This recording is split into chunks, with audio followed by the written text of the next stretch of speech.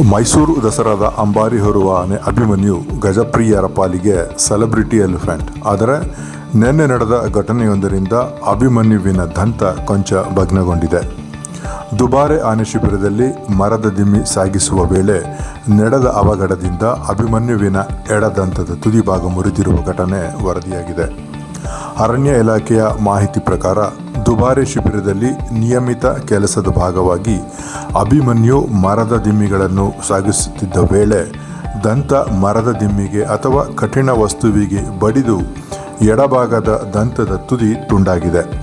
ಘಟನೆಯ ಬಳಿಕ ಪಶುವೈದ್ಯರು ಆನೆಯನ್ನು ಪರಿಶೀಲಿಸಿದ್ದು ಗಂಭೀರ ಗಾಯಗಳಾಗಿಲ್ಲ ಎಂಬ ಭರವಸೆ ನೀಡಿದ್ದಾರೆ. ಜೊತೆಗೆ ಆನೆ ಅಭಿಮನ್ಯು ಪ್ರಸ್ತುತ ಆರೋಗ್ಯವಾಗಿದ್ದು ಆಹಾರ ಸೇವನೆ ಮತ್ತು ದಿನನಿತ್ಯದ ಚಟುವಟಿಕೆಗಳಲ್ಲಿ ಯಾವುದೇ ತೊಂದರೆ ಕಾಣಿಸಿಕೊಂಡಿಲ್ಲ.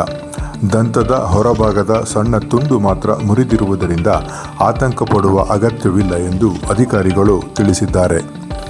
ಅಭಿಮನ್ಯು ಕಳೆದ ಹಲವು ವರ್ಷಗಳಿಂದ ಮೈಸೂರು ದಸರಾ ಜಂಬೂ ಸವಾರಿಯಲ್ಲಿ ಚಿನ್ನದ ಅಂಬಾರಿಯನ್ನು ಹೊತ್ತ ಪ್ರಮುಖ ಗಜಪಡೆಯ ನಾಯಕನಾಗಿದ್ದು, ಈ ವರ್ಷದ ದಸರಾ ಸಿದ್ಧತೆಗಳ ಹಿನ್ನೆಲೆಯಲ್ಲಿ ಈ ಘಟನೆ ಗಮನ ಸೆಳೆದಿದೆ.